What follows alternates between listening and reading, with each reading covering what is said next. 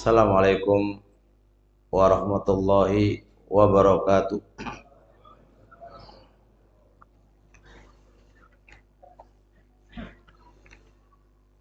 Innal hamdalillah hamdan katsiran thayyiban mubarakan fihi kama yuhibbu rabbuna wa yarda. Asyhadu an la ilaha illallah wahdahu la syarikalah wa asyhadu anna Muhammadan abduhu wa rasuluhu la nabiyya ba'da.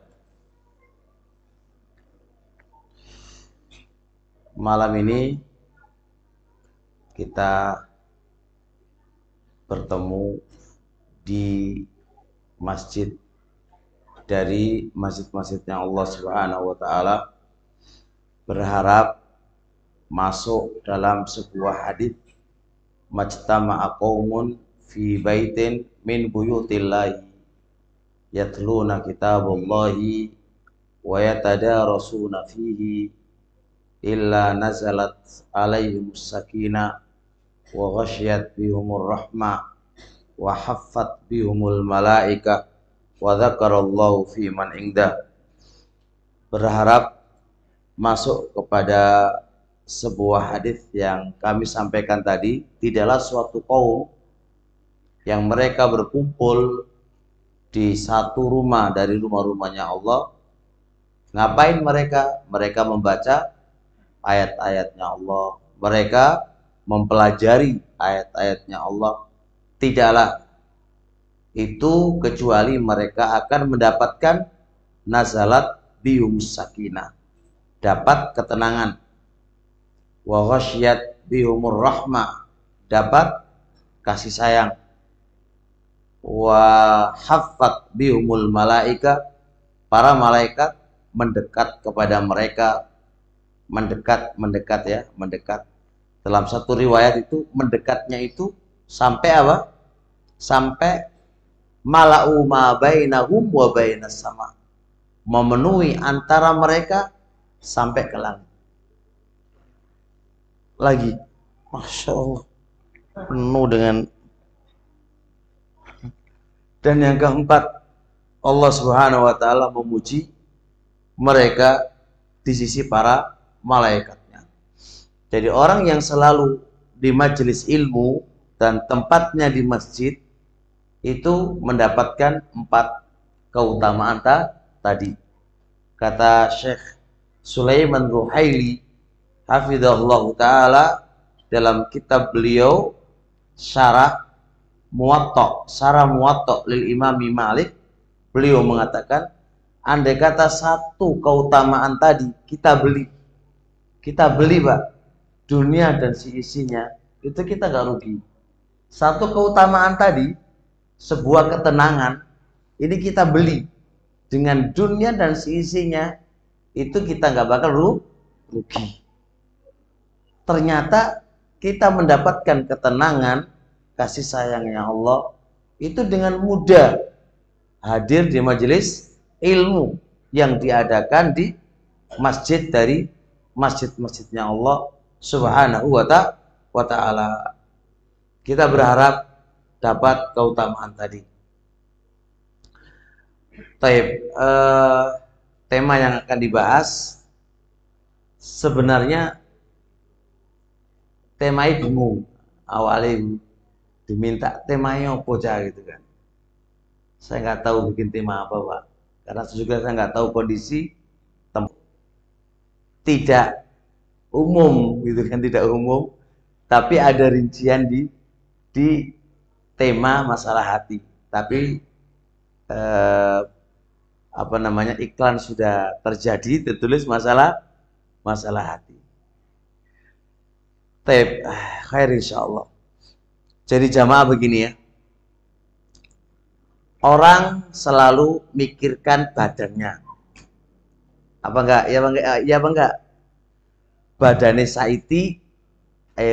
sakit sedikit, mereka sudah bingung mencari pengobatan, baik pengobatan melalui apa? Melalui medis atau non medis.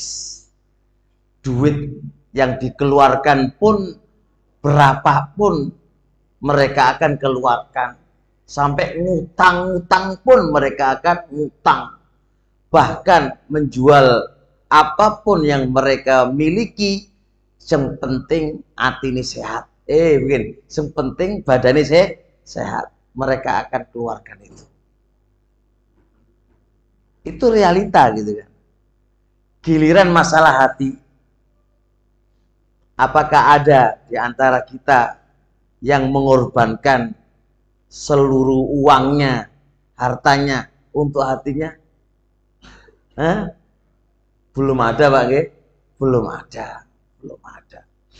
Padahal kalau kita tinjau secara ilmu syar'i, kira-kira penting mana sih?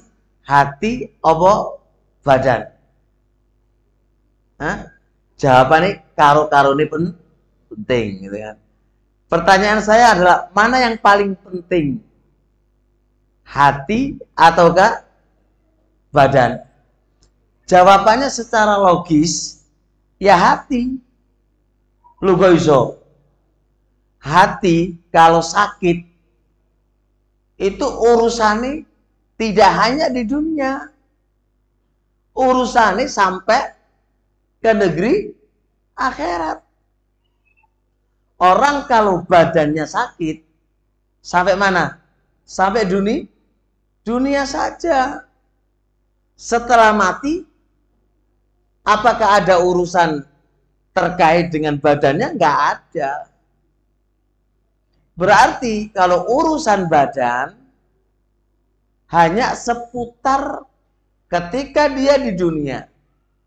Kalau dicabut nyawanya, berarti badan menjadi gak bernyawa. Kalau sudah dia gak bernyawa, gak akan merasakan sakit.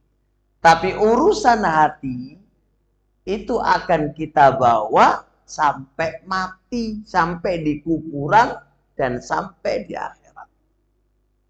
Dari tinjauan ini, manakah yang paling penting diperbaiki? Adalah hati. Sepakat nggak ini? Sepakat. Sepakat, Pak, ya, sepakat. Nah, tema yang saya akan angkat, mudah-mudahan bermanfaat untuk kita semuanya, adalah mendiagnosa hati ini kira-kira sehat apa sakit. Nah, iki sing susah iki, mendiagnosa hati ini sakit apa sehat. Nah, jangan-jangan kita merasa apa? Hati ini sehat, tapi sakit. Repot, Pak. Sudah menjadi maklum bagi semua manusia. Hati ini sama dengan badan. Badan itu ada badan sehat, ada badan sakit, ada badan bangkai mati. Sama saja, hati ini juga begitu keadaannya. Ada hati yang sehat, ada hati yang sakit, dan ada hati yang mati. Bangkai pada badan itu kira-kira dirawat apa dikubur, Pak? Dikubur gitu ya. Kalau hati sudah mati, pripun? Sae dirawat atau dibuang? Dibuang kan, sae kan? Nah, anehnya kalau badan itu jadi bangkai dibuang. Tapi kalau hati yang mati itu saya lamut, bahkan dirawat, bahkan sampai ngetokno duit pun itu nggak ada masalah. Itu aneh, Pak. Itu beda nih zaman dulu sama zaman now. Zaman dulu hati mati itu sebuahan. Wes ora ngapain ngurusi hati mati. Zaman now semakin dijaga dan semakin di mana dipelihara.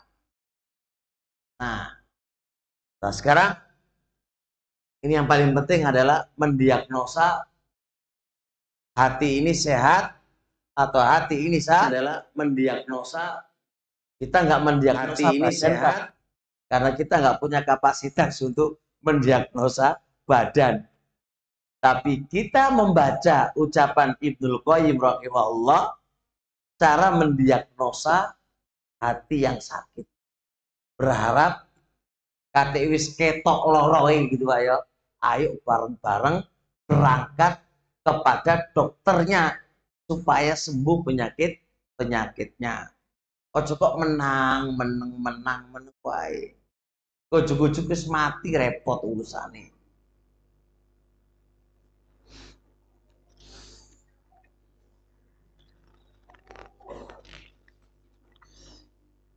Baik, yang kita akan bahas ucapan Imam Ibnul Qayyim rahimahullahu taala dalam kitab Ighatsatul Lahfan juz 1 halaman 72.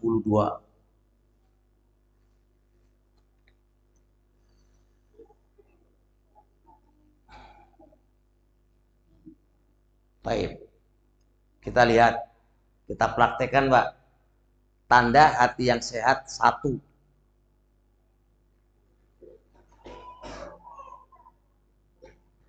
Ayyukthira. Ini sampai jam berapa Pak saya ngaji ini? Hah? Sampai jam 9. Nanti nggih. Oh gitu. Oh suwe-suwe. Nggih, suwe-suwe. Perkenalan sih Pak, burung perkenal kok terlalu lama repot. Saya sebenarnya hari ini nggak bisa Pak. Soalnya saya besok subuh sudah harus lagi berangkat ke Saudi. Jadi subuh saya sudah harus berangkat ke Saudi, belum persiapan apa-apa. Jadi mohon maaf. Jadi ini saya cuma pengen kenalan kali Om Sugio, visi model-modeling. Wajah-wajah itu piye gitu. Perkenalan aja. Kalau perkenalan diterima berarti bisa lanjut. Kalau perkenalannya ora iso diterima berarti enggak lanjut. Yang pertama, ayyukthira min dzikrillahi duna ayyusibahu futurun au malalun au samatun au nahwu dzalik balla yazalu mu'taniyan bidzikri muhafizan alaihi. Tanda hati yang sehat adalah ayyukthira, dia itu banyak memperbanyak min dzikrillah, dari mengingat Allah. Ketika dia mengingat Allah itu duna ayyusibau futurun, tidak pernah menimpa kepadanya rasa jenuh. Bahkan la yazalu, terus menerus mu'taniyan, perhatian bidzikri, zikir kepada Allah, muhafizan alaihi, dalam keadaan menjaga, muhafizan, terus menjaga, alaihi, atas zikir. Nah, sekarang kita diskusi di sini. Tanda hati yang sehat adalah banyak zikir. Enggak bisa berhenti di sini, Pak. Dia banyak zikir. Ketika dia berzikir itu tidak pernah merasakan jenuh. Sampai sini dipikir ayo. Sekarang kita cek diri kita. Maca Quran berani berapa juz? Ayo, Sajus ngantuk apa ora? Ngantuk. Berarti jenuh kan? Nah, sehat nggak hati kita? Kurang sehat ya. Iya, kurang sehat. Tandanya nggak jenuh, Pak. Mau dikon moco berapa juz saya nggak jenuh, bahkan dia ya taladzzubi. Bahkan dia merasa keasikan. Asik banget. Asik banget. Nggak ada jenuh, tapi bahkan asik banget menyebut Allah Subhanahu wa taala itu. Nah, dari sini saja kita sudah kena nih, Pak.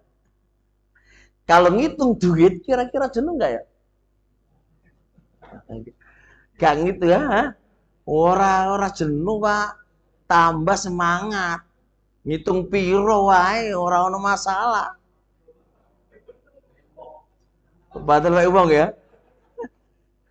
Tapi kegiliran nyebut-nyebut Allah, wes ora iso. Gak bisa, Pak. Jenuh.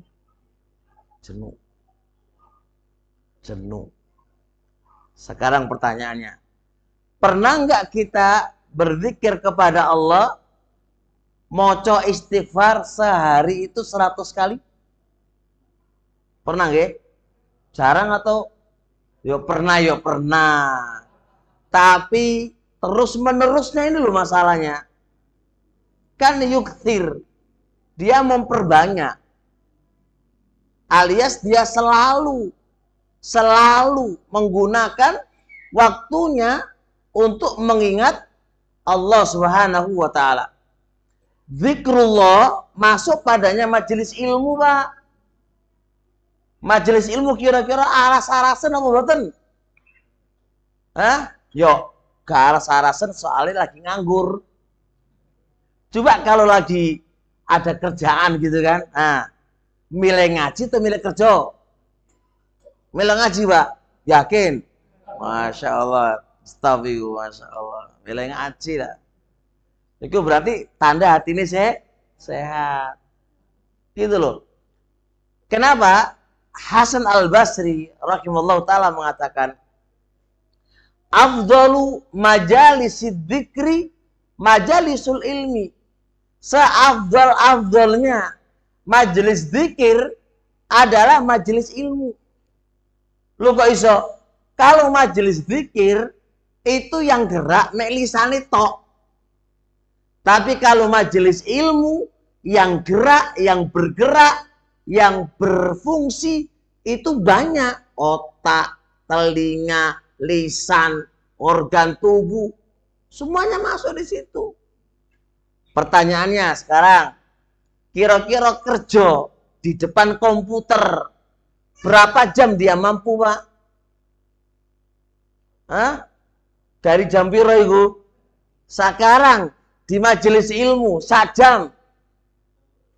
Ngantuk kan? Nah, ngantuk. Beda nih, Pak. Kalau di depan komputer orang ngantuk. Ketika majelis ilmu ngantuk. Kenapa kok ngantuk? Gak asik. Tapi kenapa di depan komputer itu kok gak ngantuk? Soalnya asik. Apalagi anak-anak muda yang main game, main HP. Semalam suntuk, Wak. Gak mangan, gak ngombe, itu lo kuat. Itu jadiin zikrullah. Itu baru top. Kon zikir kepada Allah, ngantuk, males, berat dikon zikir. Cekeli HP.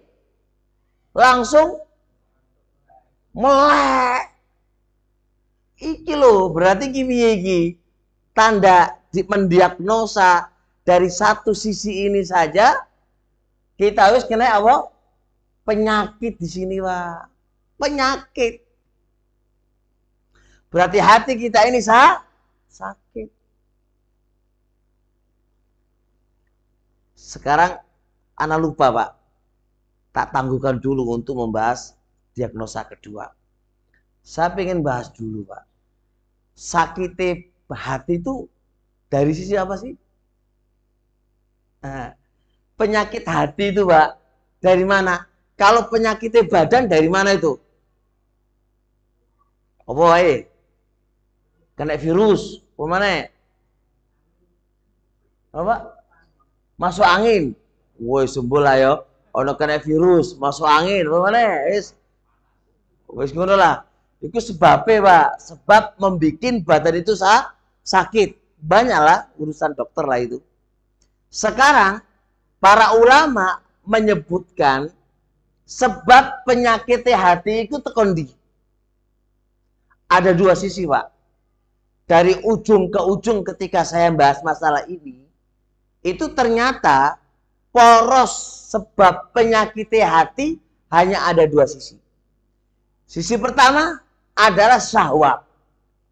Dari syahwat. Yang kedua dari sisi syubhat. Kerancuan, Pak. Dari sisi syahwat itu larinya kemana? Ke maksiat. Larinya ke maksiat. Kayak apa maksiat? Maksiat perut dan maksiat farji. Dua tok. Mata itu nanti larinya kemana? Ke kemaluan, syahwat. Jatuhnya kita ke dalam maksiat kepada Allah Subhanahu wa taala itu rata-rata larinya kembali kemana? Ke syahwat.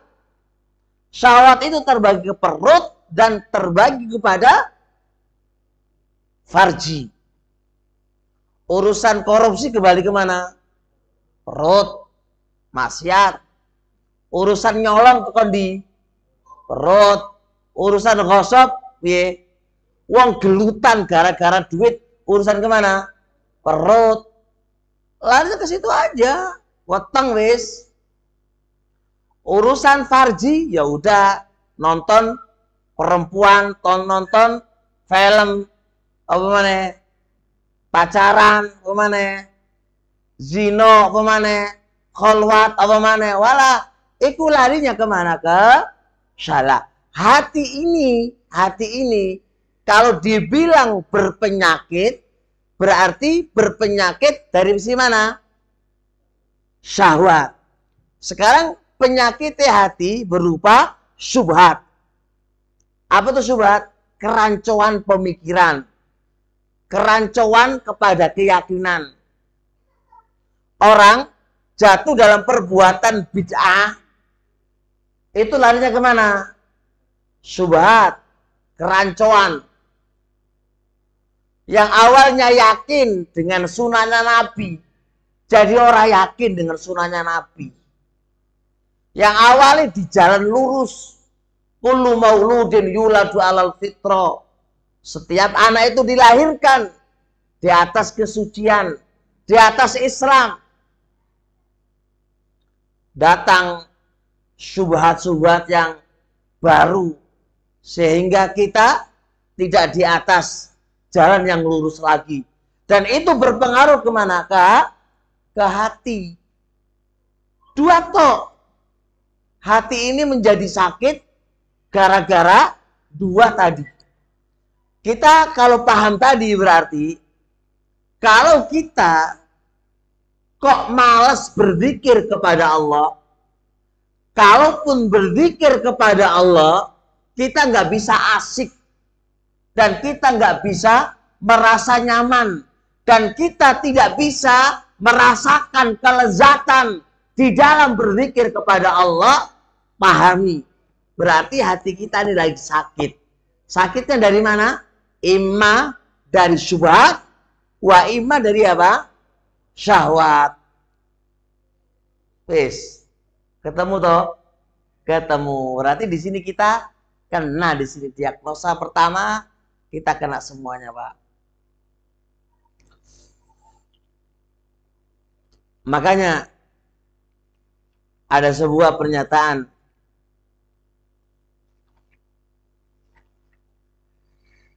disebutkan oleh Imam Ibnul Qayyim rahimahullah ta'ala.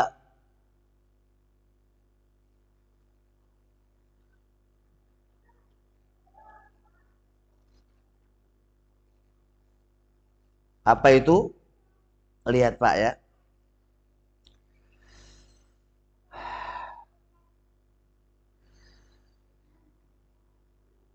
Kata beliau, hati itu yasda'u kama yasda'ul hadidu. Hati itu berkarat sebagaimana besi itu berkarat. Besi itu berkarat. Hati juga berkarat. Maka karatnya hati ini kira-kira, Pak, sadar nggak kalau hati itu berkarat? Dan penjelasan para ulama itu jelas banget. Karatnya besi itu juga bertingkat-tingkat. Ada yang sampai karat pol. Ya toh? Dibersihkan dengan aneka ragam alat. Iku seora iso resik. Soalnya karat-karat banget. Dan ada yang karatnya itu dibersihkan bertahun-tahun pun masih belum bisa membersihkannya. Nah, kata mereka, kata para ulama, hati itu juga berkarat. Maka berarti tingkatan karatan hati sama saja dengan tingkatan besi. Sama aja dengan tingkatan besi.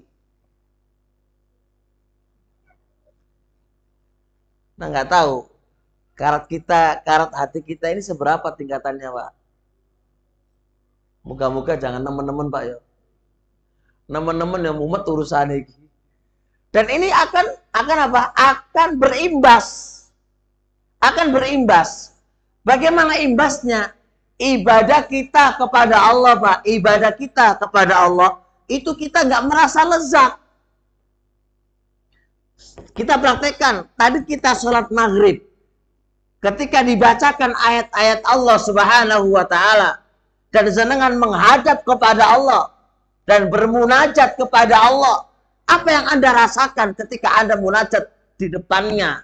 Apa yang Anda rasakan ketika Anda berdiri di depannya? Apa yang Anda rasakan? Biasa wae?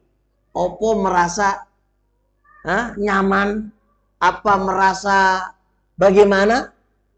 Itu semuanya tergantung dengan kekaratan hati kita. Kalau karate nemen yo sumpah imam sholat subuh tenan. Ya pernah nggak terlintas di kita, Pak? Imamnya bacaannya gak enak tenan. Bacaannya gak enak. Mocone apa? Grotal geratul. Apa mana, Pak? Suwe pisan. Hah? Paling kita pengen metu ya dari sholat kita. Sebenarnya masalahnya bukan di mana-mana. Masalahnya di hati kita. Bacaan orang yang membaca Al-Quran itu, Pak, itu nggak berpengaruh enak atau nggak enak, nggak berpengaruh. Karena yang memberikan pengaruh adalah isi bacaannya, bukan suara orang yang membaca. Tapi di zaman sekarang ini aneh. Pembaca Al-Quran seperti penyanyi. Dicari mana yang suaranya enak. Kalau nggak suaranya nggak enak, nggak usah jadi imam. Lu kok jadi gini? Imam Malik rahimahullah ta'ala dalam kitab Muwatta angkara ala dzalik mengingkari yang semisal ini. Dan beliau menyamakan model-model yang kayak gini ini adalah disamakan dengan para penyanyi. Alladzi yu'athir, yang bisa mempengaruhi ke jiwa kita, bukan sautul qori, bukan suaranya orang yang membaca, tapi isi yang dia baca itu yang menggetarkan jiwa orang-orang yang mukmin.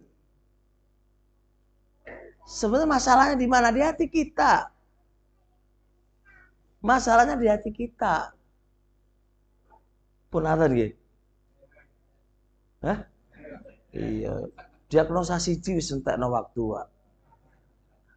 Nggih, monggo leren saja. Monggo adzan. Oh, dereng to. Oh, aku tak kira leren iki mau mriki mau. Dereng to iku. Masyaallah.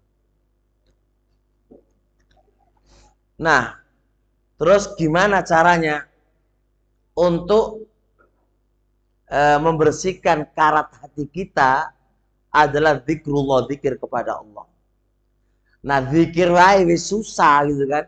Piye iso budarno menghancurkan karat-karat itu. Ora iso. Ora iso, Pak. Makanya teman-teman semuanya, barakallahu fiik. Sebenarnya tidak ada kata yang pantas kita berikan kepada Allah itu kecuali akeh-akeh jaluk sepuro nang Allah. Kebanyakan kita itu kakek jaluk nang Allah. Tapi nggak pernah sadar kalau dia selalu berbuat dosa kepada Allah. Gimana wajah-wajah jenengan ini kan kakek jaluk nang Allah kaya ini. Iya kan? Jaluk wae nang Allah. Jaluk suge, jaluk ngene, jaluk ngene, jaluk ngene. Tapi lupa. Kita itu lupa haknya Allah nggak pernah kita berikan. Apa itu haknya Allah? Allah ditaati aja dimaksiati. Tapi kita selalu memaksiati Allah. Makanya kalau hemat saya sih yang jaluk oleh tapi akeh-akeh jaluk sepuro nang Allah. Luwe pantes bagi hamba itu jaluk sepuro nang Allah. Terus jarang jaluk sepuro, jaluk sering. Saya tak kasih contoh, Pak. Tak kasih contoh. Kita punya bapak tuh. Anaknya 10, Pak. Anaknya 10. Ada anak jual wae nang bapak. Jaluk wae. Terus gak pernah minta ampun, minta maaf, padahal kesalahannya akeh. Logikanya, bapak sama timur-muri ngomora. Wong iki karepe piye ngono rek. Santap wae. Kan gak pantas toh, Pak. Berbeda dengan anak yang lain. Dia gak minta banyak lah. Selupa kalau minta maaf, kalau tidak salah. Kan begitu sopan. Sopan kan kepada orang tua kayak begitu itu. Selalu mengedepankan dia seorang hamba, seorang anak yang tidak bisa maksimal untuk mentaatinya dan gak bisa maksimal untuk menjauhi larang-larangannya. Itu kan beradab. Kita ini kurang ajar sama Allah. Jaluk wae tapi kurang istighfar. Itulah rahasianya Rasulullah SAW. Kuntu astaghfiru kulla yaumin mi'ata marratin inda Muslim an Nabi wa muttafaqun alaih. Kata Rasulullah SAW, saya itu meminta ampun kepada Allah setiap harinya berapa? 100 kali. Syekhul Islam Ibnu Taimiyah rahimahullah taala, idza asabahu hammun wa khusnun. Syekhul Islam Ibnu Taimiyah ketika menimpa kepadanya kesedihan dan kesusahan, orang kok jaluk nang Allah Gusti Allah enggak. Jaluk 10, Pak. Sampai 1000 kali dia baca istighfar. Orang kayak jaluk, ya Allah aku di masalah, ya Allah selesaikan. Orang ngono carane. Jaluk 10 sih nang Allah. Baru pantas jaluk nang Allah. Kita enggak. Jaluk wae. Gitu loh, Pak. Mungkin Allah tuh wong iki piye karepe ngono ya. Karena Allah tuh Rahmanur Rahim aja, kalau enggak di mana gitu kan.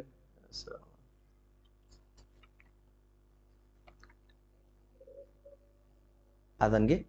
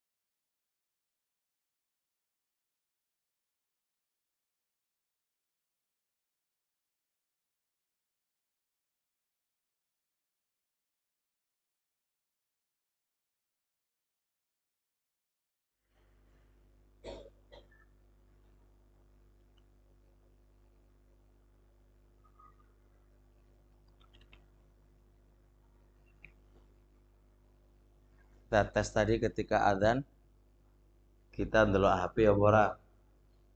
Jawab adzan apa ora? Apa jawab HP ini? Nah kan? Loh iya kan Pak? Nah, iki adzan loh. Apakah adzan bukan zikrullah? Pernah terjadi pada Syekh Abdul Razak.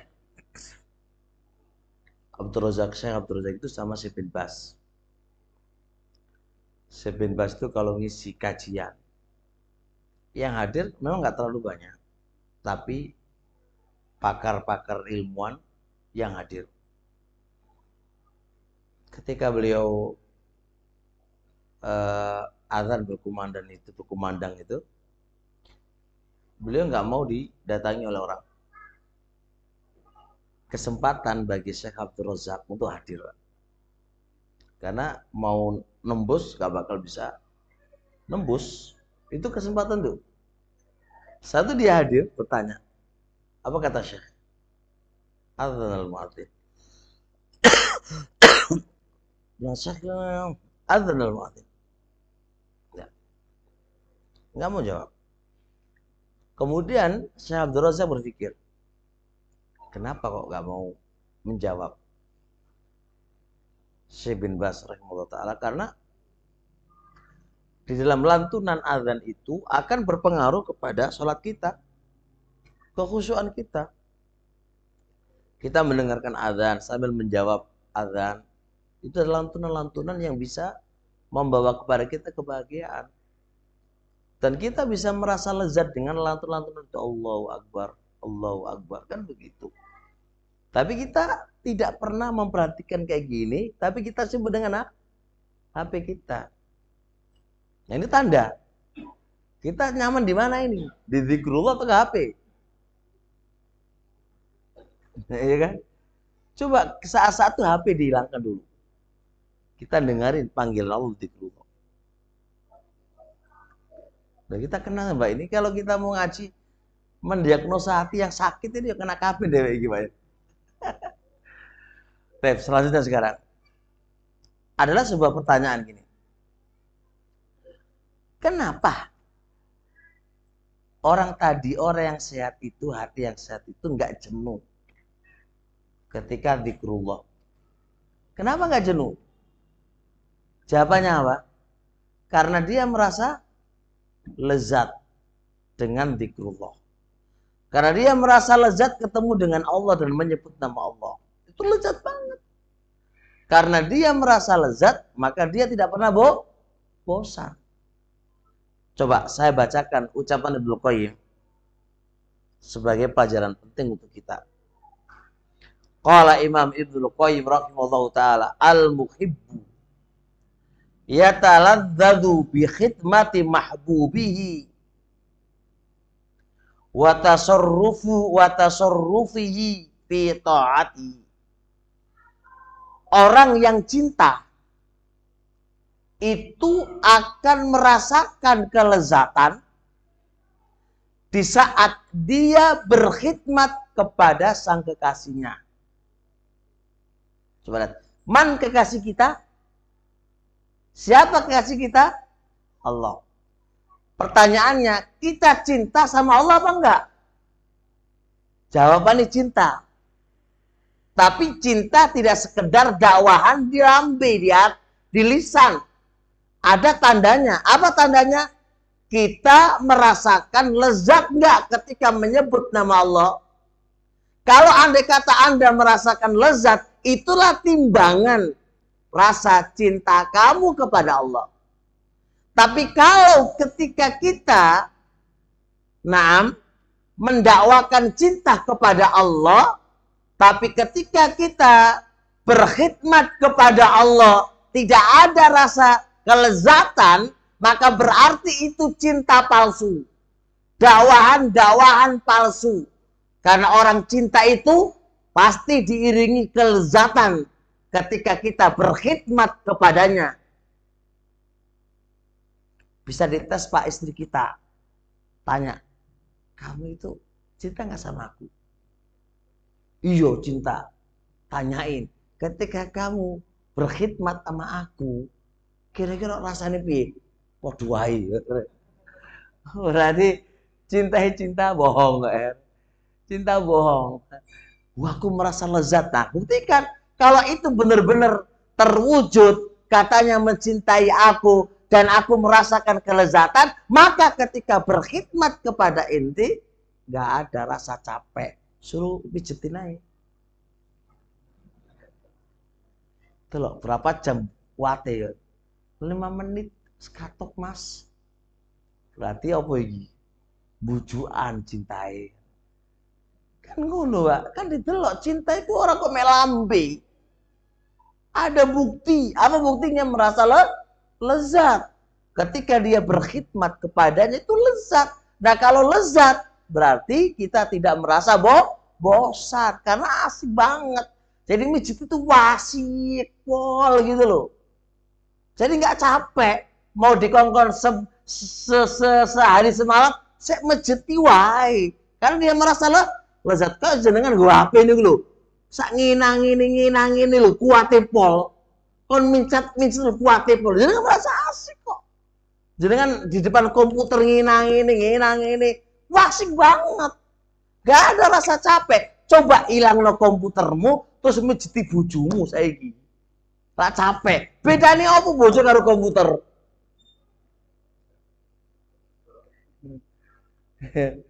Ya kan ini kan logis, Pak. Jadi gimana tuh kalau gitu? Kata beliau, wa kullama kanatil mahabbatu aqwa kanat ladzatu ta'ati wal khidmati akmala. Maka setiap kali rasa cinta itu semakin kuat, maka dia akan merasakan semakin kuat pula rasa lezat ketika berkhidmat dan ketika mentaatinya. Maka rasa cinta itu selalu beriringan dengan kelezatan. Semakin kuat rasa cintai, semakin merasakan kelezatan yang sempurna. Gitu, Pak. Jadi nggak asal-asal aku cinta sama kamu gitu kan. Kita cinta sama Allah, tes dulu dong. Kita disuruh mengeluarkan harta kita aja di jalan Allah, saya mumetkan urusannya, Pak. Ojo. Itu dijalani Allah, Pak. Kalau Anda kata benar-benar Anda itu cinta sama Allah, keluarkan itu di jalannya Allah. Ya, itu dijalani Allah kan. Anda merasa kelezatan, merasa lezat ketika mengeluarkan harta itu di jalannya. Itu namanya cinta. Sopo sing tahu pacaran? Tahu pacaran, Pak? Oh, nate pacaran.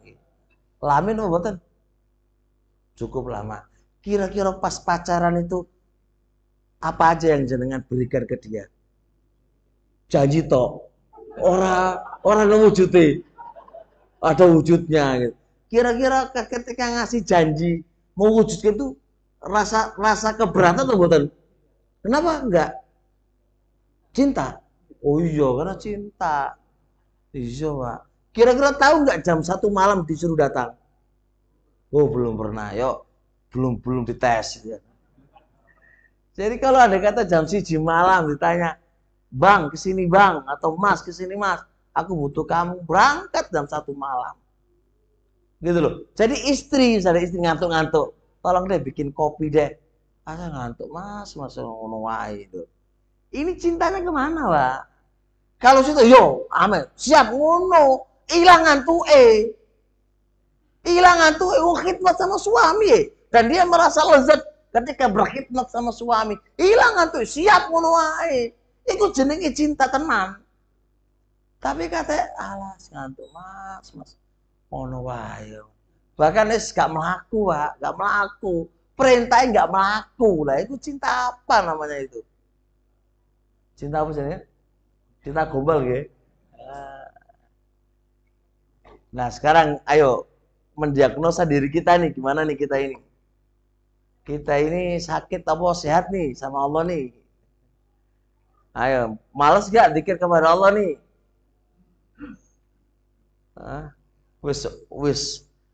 Wis saiti, wis waktu ini sebentar dikir kepada Allah. Itu pun gak merasa lezat. Terus piye dheweke iki, Pak? Dheweke iki piye terusan iki? Iki kronis penyakitnya dheweke iku. Sama. Saya mengatakan begini, fal yazinil abdu imanahu. Maka hendaknya seorang hamba itu menimbang. Menimbang apa nih? Imanahu, keimanan. Wa mahabbatahu, dan cintai lillahi kepada Allah, timbangan bihadzal mizan, dengan timbangan ini. Timbangan apa? Lezat opo ora. Wal yang dur, setelah jenengan timbang, jenengan lihat. Haluwa multadzun, apakah Anda merasa lezat opo ora? Kalau merasa lezat berarti imanmu itu tinggi, cintamu itu tinggi. Kalau enggak, podo wae, berarti imanmu sesuai dengan kelezatan kamu. Gak lezat berarti imanmu sapiro. Masya Allah, barakallahu fikum. Kita lagi dites ini, Pak. Ngaji ini kira-kira saya ngantuk apa ora kayak gini?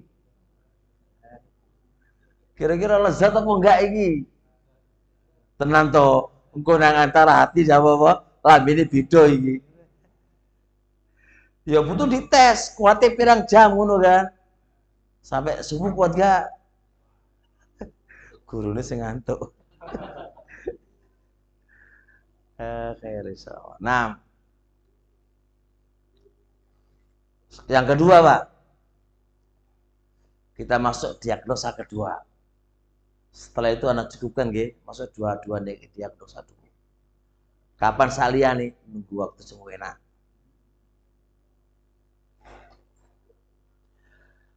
Kata beliau, idza fatahu wirduhu wajada lifawatihi alaman a'dhama min ta'allumil harisi bifawati malihi wa faqdi.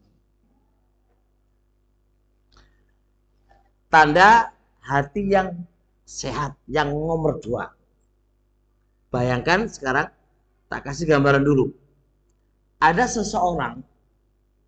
seseorang ini amat antusias ndelek duit.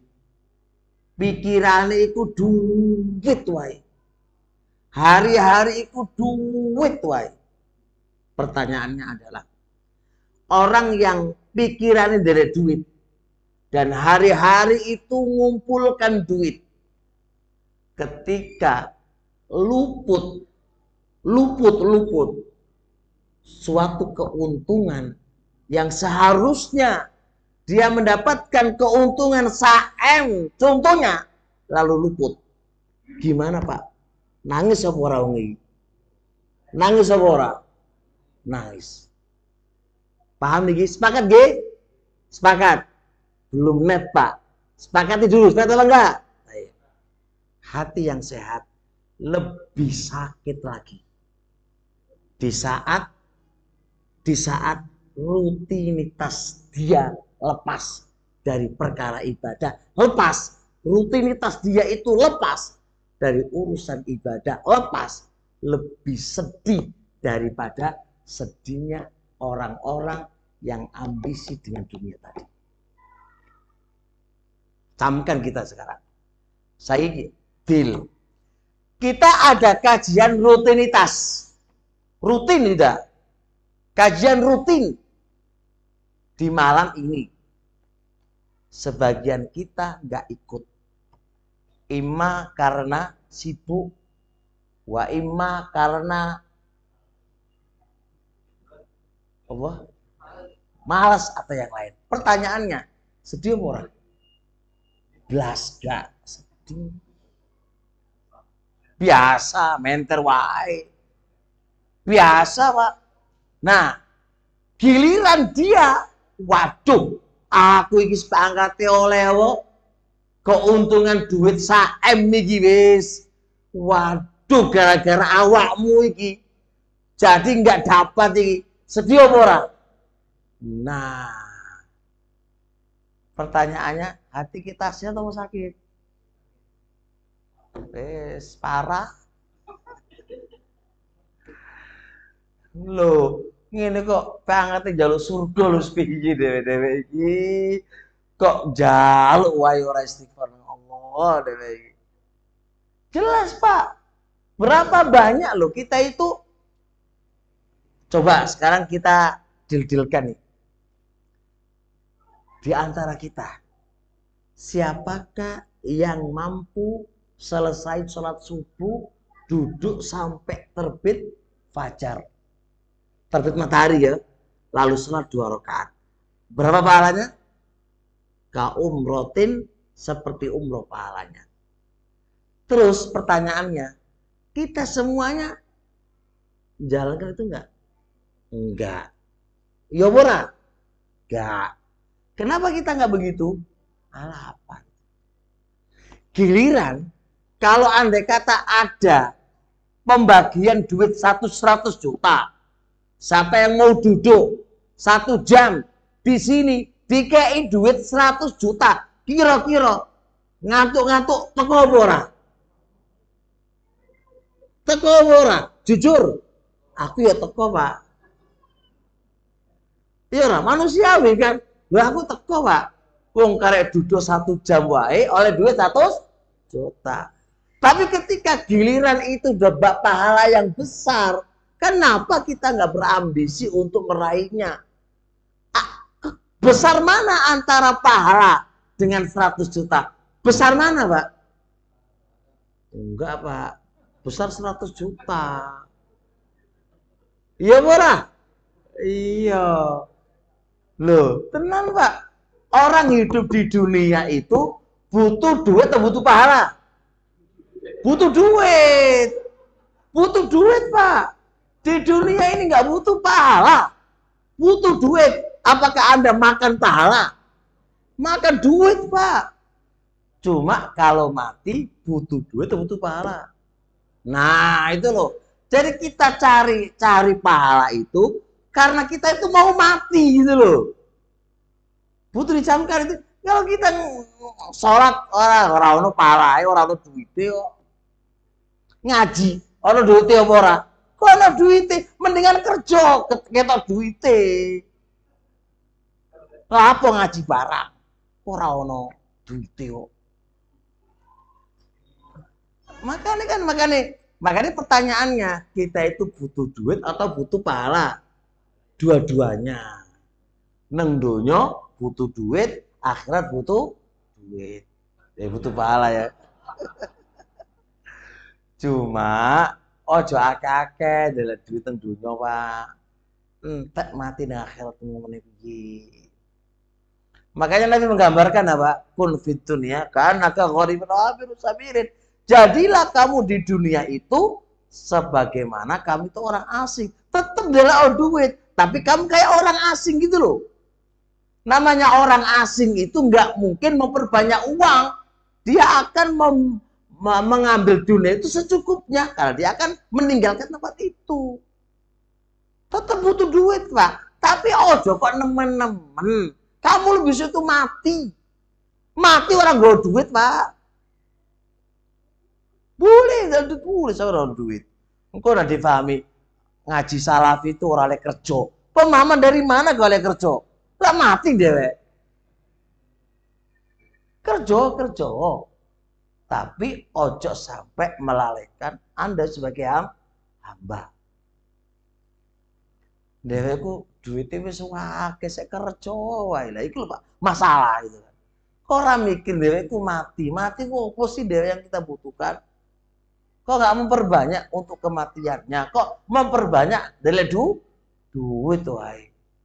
Apa-apa dari duit tapi dipakai jalan perjuangan agama. Orang kok dari duit dikumpulno wae duit. Kanggone opo dikumpulno? Meneh dhewekku mati. Jelas nggih? Paham mboten? Nah, diagnosa kedua ini Pak kita, Masya Allah Pak, KO kita itu KO boleh deh. Wis KO, wis mati, wis hati kita itu penyakitan wis. Penyakitan, Pak.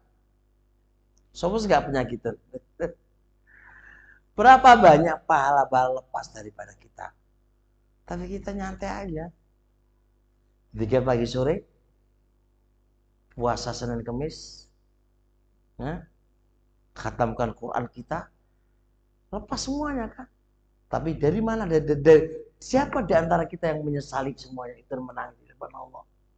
Nggak ada, Pak. Nggak ada. Nggak pernah kita duduk sebentar, ya Allah.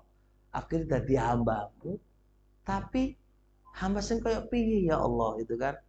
Orang maksimal perintah kamu ya Allah banyak kulalaikan. Larangan kamu banyak kuterjang. Anak jadi hambamu gimana gitu kan. Masya Allah Pak ya. Nah,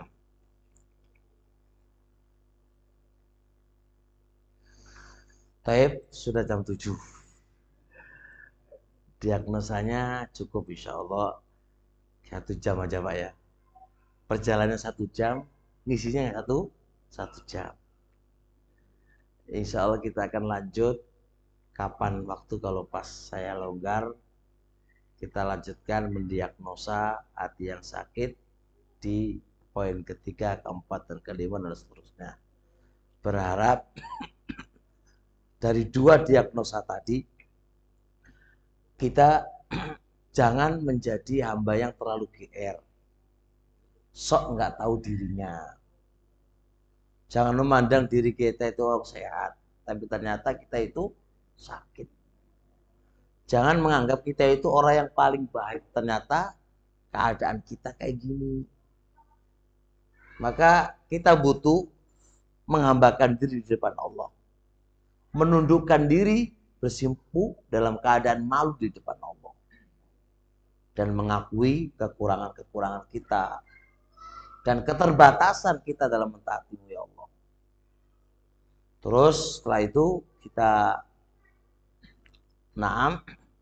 duduk, kemudian meminta ampunan kepada Allah. Dan gunakan di malam hari. Ketika Anda bersepi-sepi, nggak ada orang, menangislah dengan sebanyak nangis. Menangis bukan karena nggak punya duit atau karena apa. Menangis karena apa? Karena keadaan kita sebagai hamba yang tidak maksimal. Pernah kita menangis di depan Allah kalau gitu? Nangis sering Pak, pas nggak punya duit. Nangis. Ketika dimarahin suami nangis. Tapi nangis karena keadaan kita yang kurang maksimal, kurang apa di depan Allah. Jarang banget. Ya barangkali kajian ini bisa memberi motivasi lah kepada kita semuanya. Dan semoga kita menjadi hambanya Allah yang betul-betul jadi hambanya. Selalu mentaati Allah dan tidak bermaksiat kepadanya. Baik, subhanakallahumma hamdik, asyhadu an la ilaha illa anta astaghfiruka wa atubu ilaik. Assalamualaikum warahmatullahi wabarakatuh.